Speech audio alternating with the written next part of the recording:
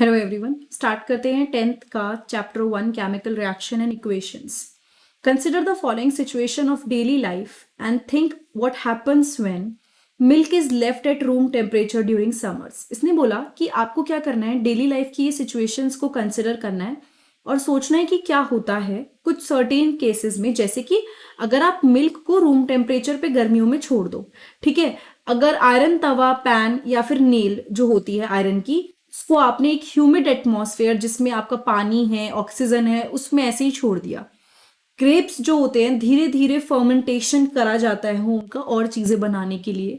Food को आपने cook किया, फूड हमारी बॉडी में डाइजेस्ट होता है या फिर वी रेस्पायर। सो इसने कुछ एग्जाम्पल्स दिए हैं और बोला है कि आपको इनके बारे में सोचना है कि क्या होता है ऐसे cases. Now, in all the above situations, the nature and the identity of the initial substance have somewhat changed.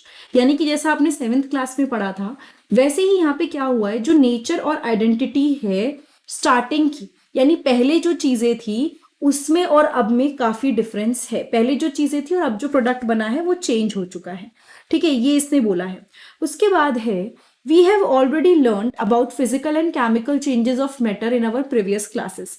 पहले की क्लासेस में हमने physical change and chemical change को पढ़ लिया है, पुरानी जितनी भी क्लासेस थी उनमें। Whenever a chemical change occur we can say that a chemical reaction has taken place. जब भी एक केमिकल चेंज होता है हम कह सकते हैं कि केमिकल रिएक्शन हुआ है।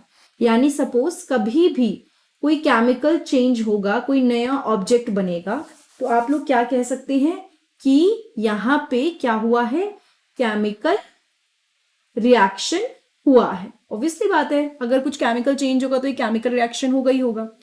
Now whenever you may perhaps be wondering as to what is actually meant by a chemical reaction। अब आप सोच रहे होंगे कि एक्चुअली इस केमिकल रिएक्शन का मतलब क्या है, हमें कैसे पता चलेगा that chemical reaction has taken place, या कोई केमिकल रिएक्शन हुआ है इसका हमें कैसे पता चलेगा। Let us perform some activities to find the answer to these questions. अब हम क्या करेंगे, कुछ एक्टिविटीज करेंगे जिससे हमको कुछ चीजें समझ में आए। यहाँ पे लिखा है this activity needs the teacher assistance, it would be better if students wear I protection. इस एक्टिविटी के लिए आपको टीचर की हेल्प की जरूरत पड़ेगी, मतलब आप टीचर के साथ में ये एक्सपेरिमेंट करें। और दूसरी चीज यहाँ पे क्या लिखा है कि अगर स्टूडेंट्स कुछ आई गियर पहन लेंगे तो ज्यादा सही रहेगा, ठीक है। तो this is one thing. Now next पे आते हैं, just give me 1 minute. Yes, clean a magnesium ribbon about 2 centimetre long. आप क्या करोगे, एक 2 सेंटीमीटर लॉन्ग आप एक मैग्नीशियम रिबन लोगे और उसको सैंड पेपर से आप अच्छे से रब कर दोगे, ठीक है। उसके बाद उसने बोला है hold it with a pair of tongs. उसके बाद ये जो आपको दिख रहा है ना, इस टोंग से आप इसको पकड़ के रखिए। Burn it using a spirit lamp और burner and collect the ash so formed in a watch glass as shown in figure 1.1। तो इसमें आप देख रहे हो मैग्नीशियम रिबन को बर्न किया जा रहा है, उसके बाद जो भी चीजें निकल रही हैं उसको हमने इसमें यहाँ पे कलेक्ट कर लिया, ठीक है, ये जो ऐश निकल रही है। अब उसने बोला कि आपने क्या ऑब्जर्व किया इस केस के अंदर। तो ऑब्वियसली हमने देखा कि यहाँ पे जो मैग्नीशियम ऑक्साइड है ये पूरा का पूरा फॉर्म हो रहा है, लेकिन उसके अलावा you may have observed that magnesium ribbon Burns with a dazzling white flame. ये आपने सेम चीज 7th क्लास में भी पढ़ी है कि जो मैग्नीशियम है वो व्हाइट फ्लेम के साथ प्रोड्यूस होता है एंड व्हाइट पाउडर में कन्वर्ट हो जाता है। This powder is magnesium oxide. जो यहाँ पे पाउडर बन रहा है ना, ये मैग्नीशियम ऑक्साइड है। और ये किसकी वजह से होता है, it is form due to reaction between magnesium and oxygen present in the air. किसकी वजह से हो रहा है, ये मैग्नीशियम और ऑक्सीजन के बीच में जो रिएक्शन है उसकी वजह से फॉर्म हो रहा है, ठीक है। मैग्नीशियम एंड ऑक्सीजन के बीच में जो भी रिएक्शन है उसकी वजह से हो रहा है। नाउ एक और एक्सपेरिमेंट उसने आपको करने के लिए बोला है। यहाँ पे कुछ चीजें हैं जो हम पढ़ते हुए चलेंगे। जैसे उसने बोला यहाँ पे take lead nitrate solution in a test tube. यहाँ पे हमने क्या कर लिया, लेड नाइट्रेट सॉल्यूशन को टेस्ट ट्यूब में ले लिया।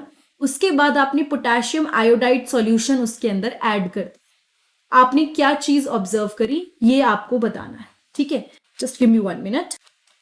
नाउ आपको टीचर्स ये जनरली आपकी लेबोरेटरी में कराएंगे अगर आप पढ़ेंगे तो। इसके अलावा जब आपने लेड नाइट्रेट को पोटेशियम आयोडाइड के साथ मिक्स किया तो यहाँ पे क्या होता है ना, एक येलो कलर का प्रेसिपिटेट बनता है, ठीक है, एक येलो प्रेसिपिटेट बनता है। और ये जो प्रेसिपिटेट है ये क्या होता है, ये बेसिकली किस वजह से हुआ है, बिकॉज आपका लेड आयोडाइड फॉर्म हुआ है। क्या फॉर्म हुआ है, लेड आयोडाइड फॉर्म हुआ है, तो आपका लेड आयोडाइड फॉर्म हो गया। ठीक है, इस टाइप के रिएक्शन के बारे में अभी हम पढ़ेंगे, ऐसे में हम इसको प्रेसिपिटेशन रिएक्शन भी बोलते हैं। नाउ नेक्स्ट में आपको क्या करना है, take a few zinc granules in a conical flask और अ टेस्ट ट्यूब। यहाँ पे आपने जिंक ग्रैनुअल्स ले लिए, उसके बाद आपने उसके अंदर डाइल्यूट हाइड्रोक्लोरिक एसिड या फिर सल्फ्यूरिक एसिड डाला। ठीक है, जिंक ग्रैनुअल के ऊपर आपने डाइल्यूट सल्फ्यूरिक एसिड डाला। उसके बाद उसने बोला, do you observe anything happening around the zinc granules, क्या आपने देखा कि क्या कोई चेंज आ रहा है जिंक ग्रैन्यूल्स के around. Touch the conical flask और test tube, is there any change in its temperature. अब आपने जब उसको टच किया तो क्या कोई चेंज आपको देखने को मिला। तो यहाँ पे इसने क्या बोला है, अभी पहले कुछ चीजें इसको आगे पढ़ाने से पहले मैं इसको पढ़ लेती हूँ फटाफट से, यहाँ पे नीचे बताया भी गया है। But from the above three activities we can say that any of the following observation help us to determine whether a chemical reaction has taken place। 7th में हम इस चीज को पढ़ चुके हैं बेस में, अब हमें क्या पढ़ना है, इसने क्या बोला। अच्छा, इस वाले एक्सपेरिमेंट में और बता देती हूँ, जब आपने जिंक ग्रैनुअल को टच किया ना, यहाँ पे हीट आपको थोड़ा गर्म लगेगा। अगर आप इसको टच करोगे, एक तो आपको मतलब बबल्स दिखेंगे, हाइड्रोजन गैस बनेगी, ये बबल्स दिख रहे हैं ना, हाइड्रोजन गैस बनी, प्लस थोड़ा सा अगर आप इसको टच करोगे सो यहाँ पे क्या होगा, इट वुड बी हॉट।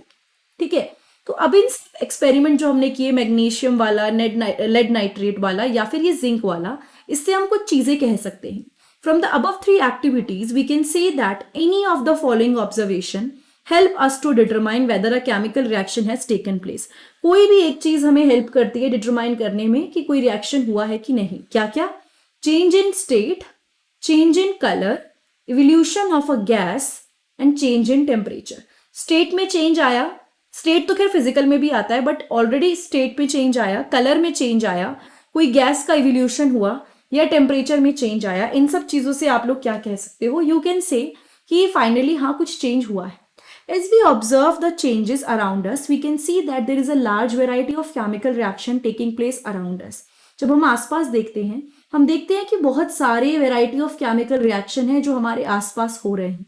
हम इनके बारे में पढ़ेंगे, इन केमिकल रिएक्शंस के बारे में पढ़ेंगे और इनके सिंबलिक रिप्रेजेंटेशन के बारे में पढ़ने वाले हैं। ठीक है, तो ये पहले 3 एक्टिविटी आपको इसलिए कराई ताकि आपको थोड़ा आइडिया लगे कि केमिकल रिएक्शंस होते क्या हैं और रिएक्शंस में जो चेंजेस आते हैं क्या क्या होते हैं। एक्टिविटी 1.1 जो मैग्नीशियम रिबन वाला था, इसने क्या बोला, when a magnesium ribbon is burned in a oxygen it gets converted to magnesium oxide. तो आपने मैग्नीशियम को बर्न किया, यहाँ पे देखिए magnesium plus oxygen and product क्या बना, मैग्नीशियम ऑक्साइड। सो यहाँ पे इसने क्या बोला, this description of a chemical reaction in a sentence form is quite long. तो अगर मैं इसको लिखूंगी कॉपी में कि एक मैग्नीशियम रिबन को बर्न किया, उसके बाद ऑक्सीजन मिली, उसके बाद कन्वर्ट करके मैग्नीशियम ऑक्साइड बनाया, तो ये बहुत लॉन्ग बनेगा, it would be a very long sentence. तो हम इसको शॉर्टर फॉर्म में, सिंपल फॉर्म में लिख सकते हैं। And the simplest way to do this is to write it in the form of a word equation. हम इसको वर्ड इक्वेशन की फॉर्म में लिख सकते हैं। ये आपकी वर्ड इक्वेशन कहलाती है, जिसमें आपने magnesium plus oxygen and magnesium oxide इस तरह से लिख दिया। ठीक है, तो एक तरफ आपने रिएक्टेंट्स जो कि रिएक्शन में इन्वॉल्व थे, प्रोडक्ट्स यानी कि जो फाइनल प्रोडक्ट मिला, इन सबको आपने टोटली इस तरह से लिख दिया। The substance that undergo chemical change in the reaction, magnesium and oxygen are the reactants, यानी कि जिसके साथ केमिकल चेंज हुआ है, जो जिन्होंने केमिकल चेंज देखा है, जो इन्वॉल्व थे मेन, वो हमारे रिएक्टेंट्स हैं और इस केस में वो मैग्नीशियम और ऑक्सीजन है। जो नया प्रोडक्ट बना है, नया सब्सटेंस बना है विच इज मैग्नीशियम ऑक्साइड, उसको हमने बोल दिया कि वो प्रोडक्ट है। A word equation shows change of reactants to product through an arrow placed between them. आपने यहाँ पे एरो प्लेस करके क्या बताया कि आपका रिएक्टेंट से प्रोडक्ट बन गया। ठीक है, और यहाँ पे जो रिएक्टेंट्स हैं उनको लेफ्ट हैंड साइड पे रखा, दैट इज LHS, और यहाँ पे जो आपके प्रोडक्ट्स हैं उनको हमने रख दिया राइट हैंड साइड। ओके, और इसमें हमने प्लस साइन यहाँ पे लगा दिया था ना, यहाँ पे अगर हम बात करें दोनों के बीच में प्लस साइन लेफ्ट LHS के बीच में। ठीक है, और सेम अगर यहाँ पे भी कुछ और निकलता तो हम एक और RHS लगा देते। The arrow head points towards the product and show the direction of the reaction. इससे ये पता चलता है कि कहाँ से कहाँ रिएक्शन जा रहा है। तो मैग्नीशियम एंड ऑक्सीजन के मिलने के बाद कहाँ जा रहा है रिएक्शन, मैग्नीशियम ऑक्साइड बन रहा है तो उधर की तरफ जा रहा है। Now we will study about writing a chemical equation. Is there any other shorter way for representing chemical equations? देखो यहाँ पे हमने word equation में लिख दिया, words की form में लिख दिया. उसने बोला क्या किसी और तरह से भी हम chemical equation को लिख सकते हैं? Is there any other shorter way for representing chemical equations? Chemical equations can be made more concise and useful if we use chemical formula instead of words. अगर हम लोग वर्ड्स की जगह केमिकल फॉर्मूला यूज करें तो वो ज्यादा concise और प्रिसाइजली अच्छे से लिखी जाएगी. और एक केमिकल इक्वेशन रिप्रेजेंट करती है केमिकल रिएक्शन को. If you recall the formula of magnesium oxygen and magnesium oxide, the above word equation can be written as. अगर आप उनका फॉर्मूला रिकॉल कर लो तो इसको कैसे लिख सकते हो? MgO2 and MgO. Count and compare the number of atom of each element on the left hand side and right hand side of the arrow. LHS or RHS. Is the number of atom of each element the same on the both sides? If not, that the equation is unbalanced. अगर atoms जो हैं इसमें left hand side में और right hand side में same है तो मतलब आपकी इक्वेशन बैलेंस है. बट अगर वो सेम नहीं, that means it is unbalance because the mass is not the same on both side of the equation. क्यों सेम नहीं है? क्योंकि दोनों का मास सेम नहीं है दोनों साइड पे. यहां और यहां डिफरेंस है, मतलब गलत है, कुछ ना कुछ गड़बड़ी है. Such a chemical equation is a skeletal chemical equation for a reaction. So equation 1.2 is a skeletal chemical reaction for the burning of magnesium in air. ठीक है. तो जो अनबैलेंस केमिकल इक्वेशन होती है उसको हम स्केलेटल केमिकल इक्वेशन बोलते हैं. एंड यहाँ पे इसने क्या बोला है? 1.2 यहाँ पे एक स्केलेटल केमिकल इक्वेशन है क्योंकि देखिए ये यहाँ पे बैलेंस नहीं हुआ है. ठीक है, समझ में आया? सो नाउ अब हम लोग बैलेंसिंग सीखेंगे कि केमिकल इक्वेशंस को हम लोग बैलेंस कैसे कर सकते हैं. Recall the law of conservation of mass that you studied in class 9th. आपने law of conservation of mass पढ़ा था. मास को आप क्रिएट नहीं कर सकते और डिस्ट्रॉय नहीं कर सकते एक केमिकल रिएक्शन के अंदर. That is the total mass of element present in the products of a chemical reaction has to be equal to the total mass of the element present in the reactant. यानी कि जो total mass of element है जो कि present है products में, same होगा किसके बराबर? टोटल मास ऑफ एलिमेंट्स जो कि रिएक्टेंट्स में प्रेजेंट है. In other words, the number of atom of each element remain the same before and after a chemical reaction. इसने क्या बोला? इसका मतलब क्या है? जो नंबर ऑफ एटम्स होते हैं ईच एलिमेंट में वो सेम रहते हैं before and after a chemical reaction. ठीक है, एक केमिकल रिएक्शन के पहले और बाद. ठीक है, hence we need to balance a skeletal chemical equation. हमें जरूरत है बैलेंस करने की एक केमिकल इक्वेशन को जो ढंग से बैलेंस नहीं है या जो स्केलेटल है. इन द इक्वेशन 1.2 यहाँ पे इसने पूछा क्या ये बैलेंस्ड है? Let us learn about balancing a chemical equation step by step. अभी हम लोग सीखेंगे कि इक्वेशन को हमें बैलेंस करना कैसे है. Now zinc sulphuric acid, zinc sulphate plus hydrogen. ठीक है, ये हमारे पास इक्वेशन आ गई कि जिंक और सल्फ्यूरिक एसिड मिलने पे जिंक सल्फेट और हाइड्रोजन बनाते हैं. The above word equation can be represented by the following chemical equations. Zn plus sulphuric acid का फॉर्मूला हमने लिख दिया H2SO4, फिर यहाँ पे जिंक सल्फेट लिख दिया और यहाँ पे हाइड्रोजन लिख दिया. अब हम एग्जामिन करेंगे कि number of atoms of different element on both side of the arrow कैसे कैसे है. तो यहाँ पे लिखा है जिंक लेफ्ट साइड में कितना है? 1 है. सेम यहाँ पे भी number of atom of product 1 है. H यानी कि यहाँ पे कितना है? लेफ्ट साइड पे 2 है और राइट साइड पे भी जो है H वो 2 है. S की अगर मैं बात करूं, S यहाँ पे कितना है? 1 है और यहाँ पे भी S आपका 1 है. और O की अगर हम बात करें वो 4 है और यहाँ पे भी वो 4 है. As the number of atoms of each element is same on both side of the arrow, तो यहाँ पे अगर ये लेफ्ट और R मतलब लेफ्ट साइड और RHS दोनों साइड पे सेम है, that means this equation is balance. अब हम एक और इक्वेशन है जिसको बैलेंस करने की कोशिश करेंगे. एग्जाम्पल आपको दे ही रखा है Fe plus H2O, Fe3O4 plus H2. ठीक है, स्टेप 1 में अगर हमको बैलेंस करना है केमिकल इक्वेशन को, सबसे पहले तो आप बॉक्सेस ड्रॉ कर लोगे हर फॉर्मूले के आसपास. Do not change anything inside the boxes while balancing the equation. आप जब बैलेंस करते हो तो आप इन बॉक्सेस के अंदर कोई चेंज नहीं करो. ठीक है, आपको इन बॉक्सेस में कोई छेड़छाड़ नहीं करनी है, जो करना है बॉक्सेस के बाहर करना. अब हम देखेंगे यहाँ पे Fe क्या दे रखा है?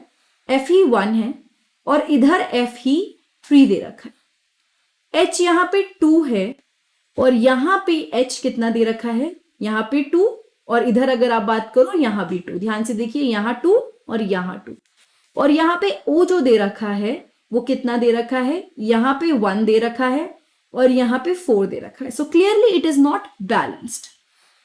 अब आपने इनके एटम्स जो थे डिफरेंट एलिमेंट्स के जो थे वो आपने लिख लिए। It is often convenient to start balancing with the compound that contain the maximum number of atom. सबसे पहले हमको कोशिश करनी चाहिए ऐसे कंपाउंड से, ठीक है, कंपाउंड से जिसमें मैक्सिमम नंबर ऑफ एटम्स हो उससे स्टार्ट करनी चाहिए।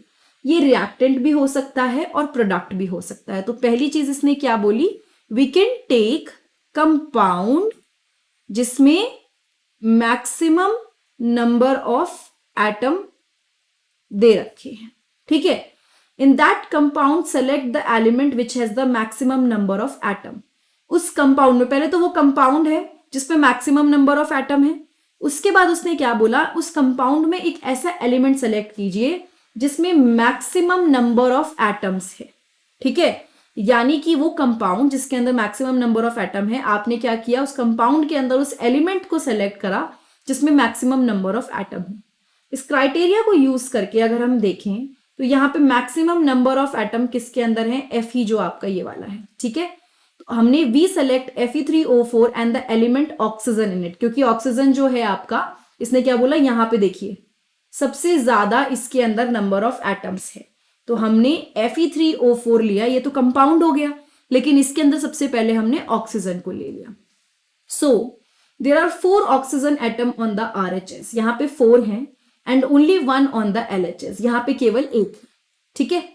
इस बैलेंस करने के लिए हम क्या करेंगे, इसने क्या बोला, हम इसको इनटू कर देंगे। देखो इनिशियली यहाँ रिएक्टेंट्स में 1 था और यहाँ 4 था, तो बैलेंस करने के लिए हमने क्या करा, to equalize the number of atom it must be remember that we can not alter the formula of the compound और elements involve in the reactions. जब बैलेंस करते हैं तो ये बात याद रखनी है कि हम कंपाउंड का फॉर्मूला में चेंज नहीं ला सकते या उसके जो एलिमेंट्स इन्वॉल्व हैं उनके अंदर चेंजेस नहीं ले सकते।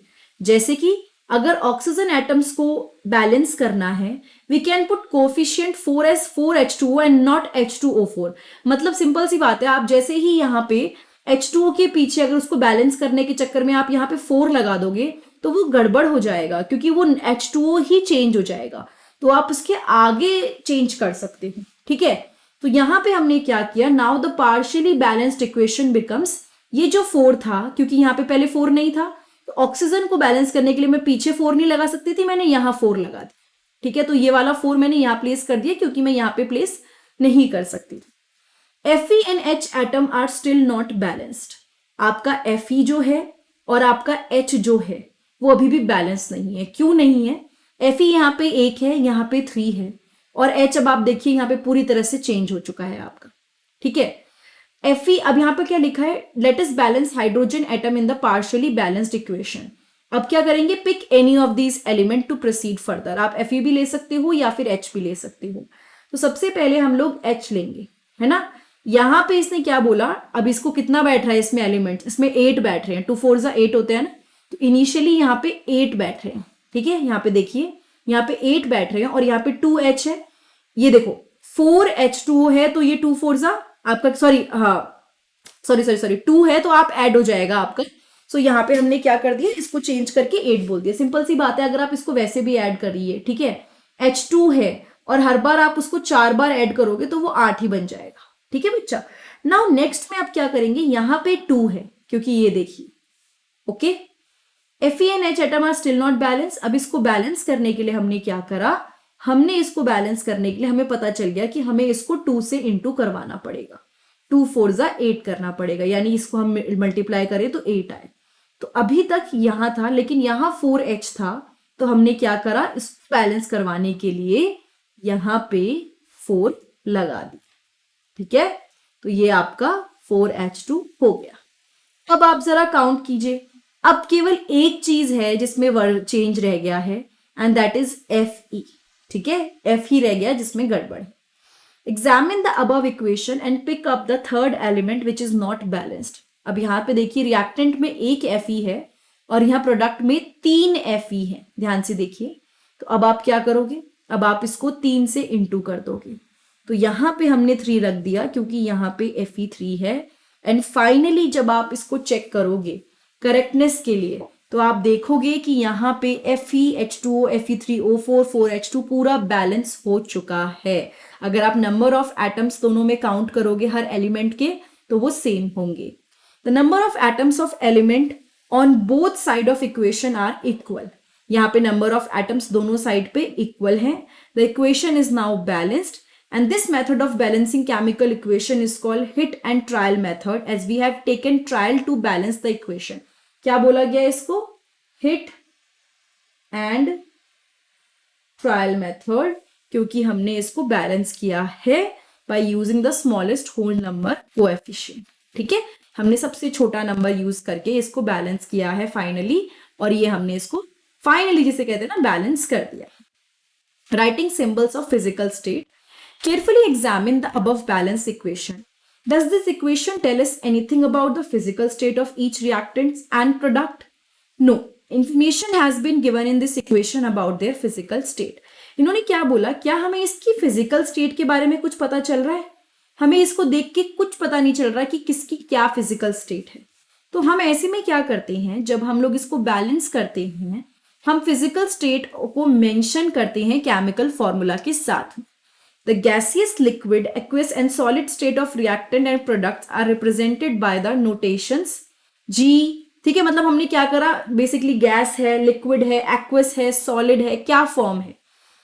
हाँ, अगर हम एक्वस लिखते हैं मतलब रिएक्टेंट या प्रोडक्ट जो है वो एक पानी के सॉल्यूशन में हम रिप्रेजेंट कर रहे हैं, तब हम एक्वस लिखते हैं। तो अगर आप इसको करेंगे तो Fe सॉलिड होता है, वाटर आपका यहाँ पे जो है गैसियस फॉर्म में हो गया, उसके बाद ये आपका सॉलिड बना और ये फाइनली हाइड्रोजन आपकी गैस बन गई। ठीक है, now that the symbol G is used with H2O to indicate that this reaction water is used in the form of steam. हमने यहाँ पे इसको गैस में क्यों लिखा था, क्योंकि यहाँ पे जो वाटर हमने यूज किया है वो गैसियस फॉर्म में यूज किया, स्टीम फॉर्म में यूज किया।